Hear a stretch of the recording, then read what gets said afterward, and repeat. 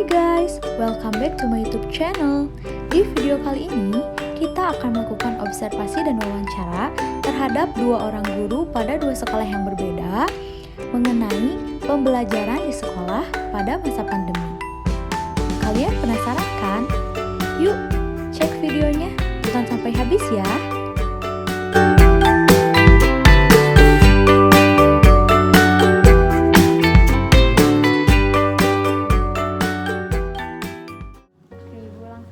Assalamualaikum warahmatullahi wabarakatuh. Waalaikumsalam warahmatullahi. Baik Ibu, perkenalkan saya Talana Kasana. Saya mahasiswa dari IKIP Siliwangi yang sedang menjalankan KKN.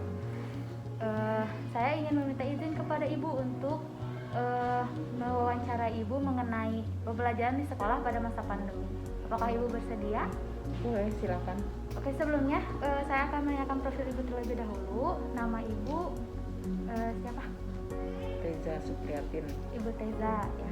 Ibu mengajar di MA Nurul Falah Cililin. Kelas berapa Ibu?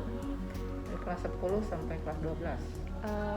Pelajaran apa? Bahasa Indonesia. Bahasa Indonesia. Baik Ibu, terima kasih sebelumnya telah bersedia. Berikut pertanyaan yang akan saya tanyakan. Yang pertama, bagaimana pelaksanaan pembelajaran selama masa pandemi? Selama belajar di masa pandemi ini sebenarnya suatu hal yang sulit ya untuk dilaksanakan, tapi kita tetap berusaha bagaimana supaya kegiatan KBM ini tetap berlangsung. Nah, kami di sini sepakat untuk mengadakan kegiatan sehubungan dengan di sini pesantren ya. Ada anak-anak yang tinggal di pesantren itu dengan mengadakan luring. Adapun yang dari luar, terutama yang jauh ya, yang melintasi desa atau kecamatan, ya terpaksa dengan daring. Oh iya. Baik Ibu, selanjutnya aplikasi apa saja yang Ibu gunakan dalam pembelajaran daring? Aplikasi yang dipakai karena lebih mudah, banyak menggunakan WA, ada yang dengan WA, ada yang menggunakan learning, kemudian ada juga dengan menggunakan Google. Baik. Selanjutnya, bagaimana pembelajaran daring dengan menggunakan aplikasi tersebut? Ya mudah, nggak mudah sih. Mudahnya kita bisa menyampaikan materi dimanapun anak berada, tapi kita tetap hadir di sekolah sih kalau guru-gurunya ya.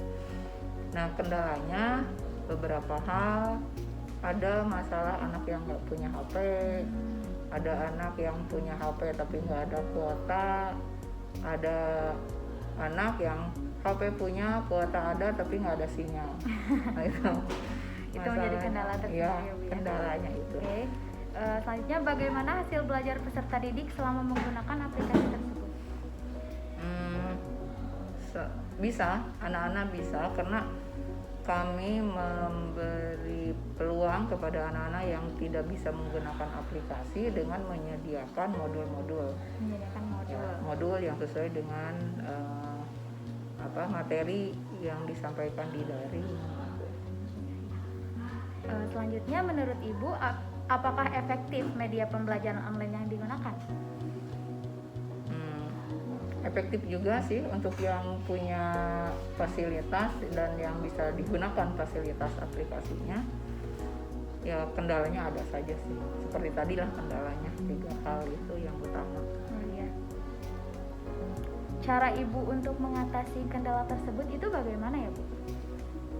Ya, kendalanya seperti tadi, menyediakan modul anak-anak jadi boleh secara diwakili atau tidak berkelompok lah datang ke sekolah untuk mengambil modul pembelajaran. Dengan modul mungkin ya, cara mengatasinya. Modul, ya. Baik. Dan memberi peluang kepada anak untuk bisa diskusi melalui telepon. Oke Bu, selanjutnya menurut Ibu, pendekatan pembelajaran apa yang paling efektif digunakan saat pembelajaran daring? Pendekatannya ya bisa pendekatan inquiry juga bisa ya, jadi anak juga bersama-sama dengan anak lah mencari materi. Oke, baik Ibu. Ada berapa sumber belajar yang digunakan Ibu sebagai acuan melaksanakan pembelajaran? Sumber belajarnya ya buku paket, Buku paket, kemudian buku pengayaan, ya. kemudian internet. Ya. Oke. Selanjutnya, alat peraga atau media pembelajaran apa saja yang Ibu gunakan pada pembelajaran daring? Medianya bisa HP, komputer, infocus, modul. Baik. Yang terakhir, bagaimana tanggapan Ibu jika pencapaian pembelajaran tidak sesuai dengan yang diharapkan? Ya, anak bisa konsultasi langsung, ya bisa kita menyediakan waktu lah buat anak-anak yang mau diskusi, tapi dibatasi diskusinya gitu. Oke. Untuk mungkin harapan Ibu ke depannya itu untuk pembelajaran yang lebih baik itu bagaimana sih, Bu? Ya, menyediakan fasilitas yang ya terutama nih kekuatan internet di sekolah-sekolah gitu ya. Kemudian bantuan kalau memang masih seperti ini kondisinya, ya bantuan fasilitas gadget mungkin bisa Diberikan difasilitasi lah oleh oleh sekolah. pemerintah, Oh, iya. pemerintah, oleh sekolah. Ya termasuk juga kuotanya. Oh, iya. Ya. Nah, karena ini bisa jadi usulan juga ya. Kuota yang selama ini yang katanya diberikan kadang-kadang muncul sesungguhnya, kadang-kadang cuma tulisan aja. Kuota Anda sudah aktif, pas dicek masih kena 0. Iya, Bu. Masih ada seperti itu. Oke, Ibu, terima kasih. Mungkin itu saja yang saya tanyakan kepada Ibu. Terima kasih atas waktunya, Ibu. Wassalamualaikum warahmatullahi wabarakatuh.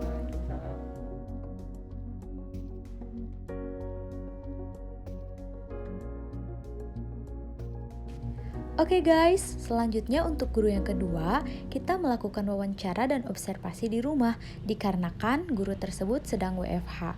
Stay terus ya. Ibu, perkenalkan, nama saya Talana Hasanah. Saya mahasiswa dari IKIP Siliwangi yang sedang melaksanakan program KKN. Sekarang ini saya akan mewawancara Ibu mengenai proses belajar di sekolah pada masa pandemi. Apakah Ibu bersedia menjadi narasumber saya? Insya Allah bersedia. Oke, pertama-tama saya akan menanyakan profil Ibu terlebih dahulu. Nama Ibu? Nama saya Siti Fatimah. Saya mengajar di SMP Madani Cihamplas. Pengalaman mengajar Ibu sudah berapa tahun? Saya hampir udah 15 tahun. 15 tahun. Baik, Ibu. Langsung aja ya, Bu, ya ke wawancaranya. Yang pertama, bagaimana pelaksanaan pembelajaran selama masa pandemi? Alhamdulillah selama masa pandemi ini mungkin banyak kekurangan dan kelebihannya. Aplikasi apa saja yang Ibu gunakan dalam pembelajaran online? Kami menggunakan aplikasi WhatsApp Group, kemudian Google Classroom dan Zoom Meeting. Baik. Pertanyaan selanjutnya, bagaimana pembelajaran online dengan menggunakan aplikasi tersebut? Karena buat tahun pertama buat kami itu mencoba untuk pembelajaran daring mungkin kaku ya. Kemudian kalau udah selama 1 tahun alhamdulillah ada kemajuan dan mungkin anak-anak juga sudah terbiasa. Tapi peminatnya rata-rata semuanya jarang menggunakan aplikasi GC karena anak-anak itu lebih minat di WA Group. Lebih minat di WA Group. Baik, selanjutnya bagaimana hasil belajar peserta didik selama menggunakan media pembelajaran online tersebut? Hasil belajar peserta didik mungkin ada yang mencapai KKM dan ada yang tidak. Karena itu kondisi kami lihat dari kondisi keluarga, dukungan keluarga itu ada yang memang dukungannya full dari orang tua, ada yang tidak. Itulah yang menjadi hambatan untuk kita bagaimana caranya memberikan materi kepada peserta didik agar peserta didik bisa mencapai hasil KKM tersebut. Baik, selanjutnya menurut Ibu, efektifkah media online yang digunakan? Sebenarnya itu ada sisi kekurangan dan kelebihannya. Ya disebut efektif ya memang tidak efektif karena kami terbiasa tatap muka, kemudian ada wabah seperti ini, mau nggak mau bagaimana caranya kita memberikan peserta didik untuk belajar, karena mungkin dampaknya sekarang tidak akan terasa, tetapi nanti 10 tahun ke depan kalau kita tidak memberikan semangat untuk anak belajar, nah anak didik nanti bagaimana gitu. Iya. Selanjutnya, kendala apa saja yang Ibu hadapi selama pembelajaran daring ini? Mungkin selain karena kondisi letak geografis kami di pegunungan, ada banyak anak yang kurang minat belajar karena satu faktor ekonomi dari lingkungan keluarga kurang dukungan, kurang pendampingan dari keluarganya. Kami sebagai pendidik berupaya untuk memberikan yang terbaik pendidikan untuk anak-anak. Baik, selanjutnya menurut Ibu pendekatan pembelajaran apa yang efektif digunakan saat pembelajaran daring ini? Sebenarnya kalau menurut saya, kalau menggunakan berbagai macam metode pendekatan, mungkin kebanyakannya sekarang memakai pendekatan PBL. PBL, baik. Ada berapa sumber belajar yang digunakan oleh Ibu sebagai acuan melaksanakan proses pembelajaran? Kami menggunakan sumber belajar lebih dari satu, mungkin buku paket itu pasti ya. Kalau anak-anak yang jauh mungkin bisa mendownload pakai buku paket elektronik. Kemudian kita memakai LKPD. Kami selalu memberikan LKPD karena itu mungkin lebih baik buat anak belajar di rumah. Lalu alat peraga atau media pembelajaran apa saja yang Ibu gunakan jika dalam pembelajaran daring, khususnya pada mata pelajaran matematika? Kalau menggunakan alat peraga, kita memakai Zoom meeting ya, menerangkan kepada anak, atau kita membuat video dan menggunakan alat peraganya sesuai dengan materi yang akan kita pelajari. Baik, selanjutnya bagaimana cara Ibu memberikan penilaian saat pembelajaran daring? Mungkin kita harus melihat satu keaktifan anak ya, dari mulai penilaian sikap, penilaian spiritual, penilaian keterampilan. Nah, itu yang kita lihat sehari-hari, mana anak yang aktif dan tidak aktif. Kemudian beban untuk kita bagaimana cara mengatasi anak yang tidak aktif, itu beban untuk kita, dan mencari sumber masalahnya kenapa anak tersebut tidak aktif. Baik, selanjutnya bagaimana tanggapan Ibu jika pencapaian pembelajaran tidak sesuai dengan yang Ibu harapkan? Ya, kita serahkan kepada Allah bagaimana caranya anak supaya aktif, tidak sesuai semua juga pasti ini kurang sesuai ya. Mau nggak mau karena wabah ini mungkin bagi kita itu PR untuk saya pribadi, bagaimana cara untuk memberikan pembelajaran sesuai materi full pada anak. Itu kami berusaha untuk dengan berbagai macam pendekatan atau bagaimana caranya ini materi supaya tersampaikan peserta didik dan minat belajar anak juga mau. Nah, itulah membuat PR untuk kami, bagaimana caranya kami mempunyai cara masing-masing untuk memberikan anak supaya tidak bosan belajar. Mungkin dengan materi-materi sekarang kan anak zaman sekarang pasti ada video, ada bikin tugas-tugasnya seperti ya bikin kegiatannya mungkin mandiri ya, seperti bikin YouTube kayak begitu. Oh, baik. Mungkin itu saja yang dapat saya tanyakan kepada Ibu. Terima kasih atas kesediaan Ibu. Wassalamualaikum warahmatullahi wabarakatuh. Waalaikumsalam warahmatullahi wabarakatuh.